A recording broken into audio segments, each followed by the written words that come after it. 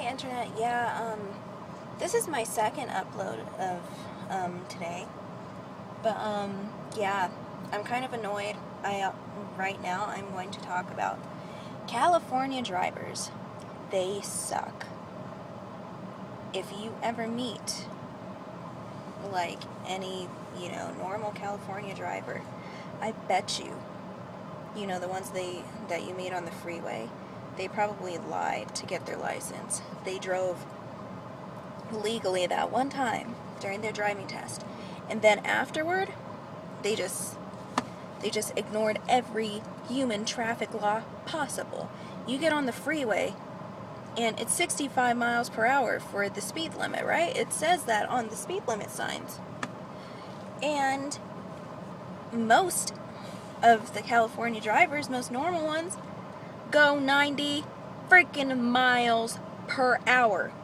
65 mile per hour. And there are people that weave in and out of traffic. It's like, dude, can't you just stay in one lane? Don't you have like a little bit of patience? Or if you don't have patience, couldn't you have left like a little bit earlier than you did? I mean, you can make time for things.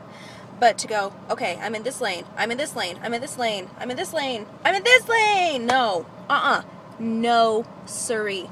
And then you got those people at any traffic light.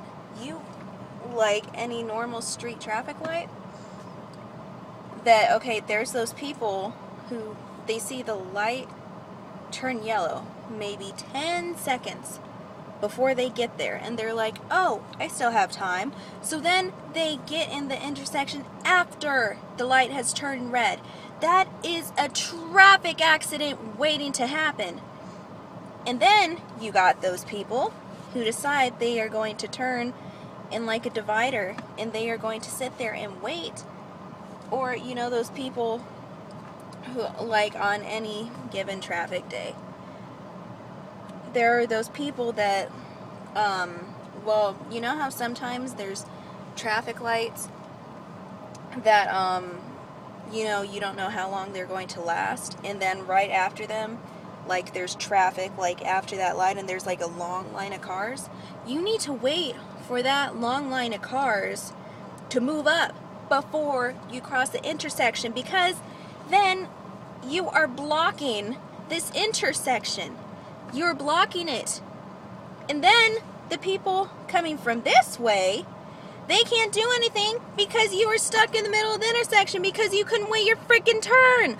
Oh my goodness. So stupid.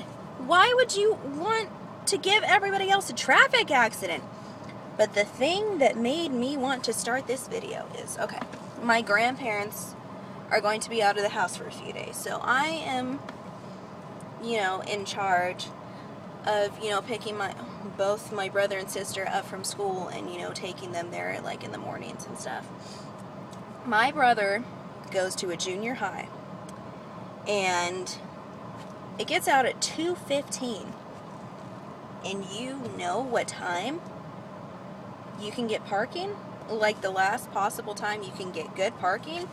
Freaking 1:30. 1:30. So that means you have to sit in the car for 55 minutes because other people are obsessed and they show up, at that time. They show up at 1:30.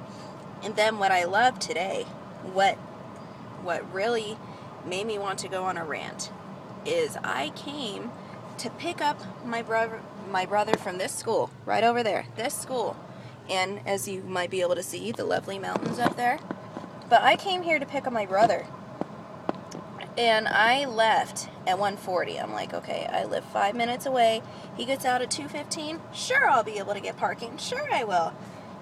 And I come here, and you got to see this. You got to see. All right, there's this car in front of me. And I don't know if you can see. Probably can't. But there is probably at least 3 feet of space in front of them. In between them and the car in front of them, there is at least 3 feet of space. I am driving a van because it's the gas guzzler, and my grandparents, they drove, out of state or whatever.